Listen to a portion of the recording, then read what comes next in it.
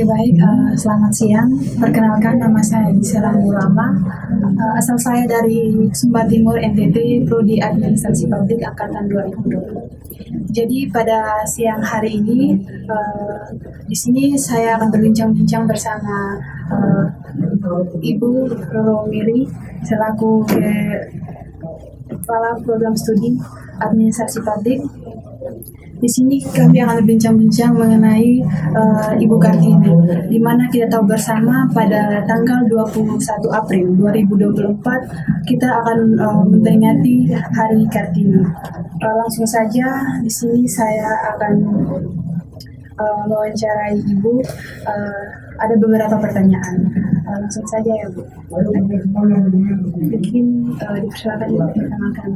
Oke, perkenalkan nama saya Ibu Rosmika Kardiomandari, Kepala Program Studi Administrasi Publik di Angkatan Persatuan. Baik, terima kasih. Langsung saja pertanyaan yang pertama mengenai mengapa Kartini disebut sebagai emansipasi wanita Indonesia. Kalau bicara Kartini itu sebagai emansipasi wanita, dia adalah salah satu cerminan perempuan zaman dahulu, dari kalau bicara zaman now sama zaman dulu. Beliau sudah memberikan mendobrak pintu layaknya perempuan itu seperti apa.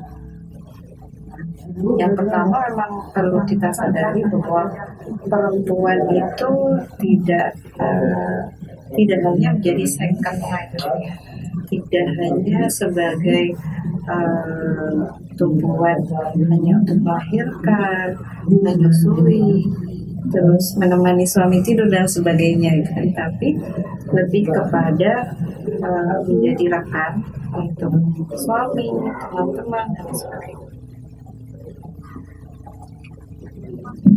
Terima kasih.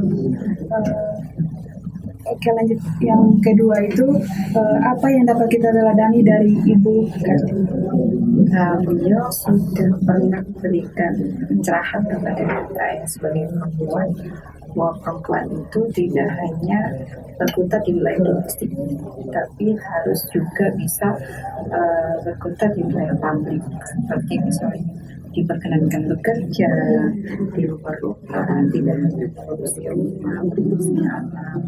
Nah, yang selanjutnya juga beliau dengan adanya beliau dengan apa yang sudah pernah beliau katakan kepada masyarakat bahwa perempuan bisa bekerja di ranah publik itu juga ternyata bisa diambil alih, bahwa 30% kewenangan perempuan di wilayah DPR itu juga sebagai pertimbangan. Jadi karena Ibu Kartini sehingga kita boleh fokusnya bisa bersekolah, berkuliah, sampai ke jenjang yang Betul sekali Mbak. Jadi kalau perempuan itu kan tidak hanya lulusan SD atau lulusan SMP yang hanya sekedar bisa belajar membaca dan menghitung, tetapi lebih dari itu peran seorang perempuan, karena perempuan itu adalah ibu pertama buat anak-anaknya. Otomatis ketika ibu itu cerdas, pintar, maka insya Allah anak-anaknya juga akan cerdas dan pintar, seperti itu. Karena kan ibu itu sebagai rumah pertama dari seorang anak. Itu yang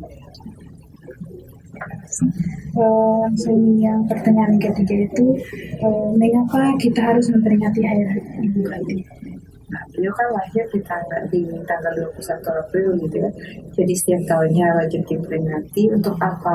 Untuk mengingat apa saja yang menjadi jasa-jasa dari beliau.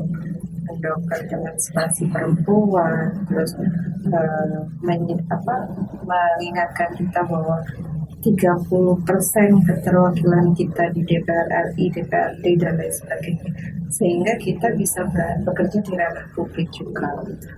Nah, gitu. Jadi mendongkrak juga bahwa perempuan itu tidak hanya tuntas hanya selesai sekolah SD saja, tetapi bisa berpendidikan tinggi, bukan untuk menyamai kedudukan laki-laki, tidak, tetapi sebagai partner kerja di karena domestik atau di rumah. Pertanyaan yang terakhir ya Bu. tokoh perempuan yang menjadi inspirasi siapa? Kalau dulu ya Raden Ajeng Kartini, kalau saat ini adalah ibu saya sendiri. Kenapa ibu gitu kan? Karena beliau sudah melahirkan saya, mendidik saya, dan alhamdulillahnya bisa sampai tuntas di jenjang medis terus. Itu tidak mudah. Jadi perjuangan seorang ibu itu bukan hanya melahirkan kita, tapi perjuangan mereka sangat berarti sampai kita ada di titik ini. Sampai kita di titik ini, sampai detik ini pun saya baru melahirkan, juga beliau yang menemani semua. Baik, terima kasih banyak Ibu atas jawaban yang telah diberikan. Mungkin pesan yang dapat kita ambil dari Ibu Kartini tidak ada lagi. Ya, kalau saya hanya pesannya itu cuma satu ya, perempuan itu wajib berpendidikan tinggi agar anak-anaknya juga bisa berpendidikan tinggi. Seperti itu. Baik, mungkin hanya ini yang dapat saya bincang-bincang bersama Ibu. Terima kasih banyak atas jawabannya dan waktunya yang diluangkan untuk kami pada saat ini. Terima kasih banyak. Selamat siang.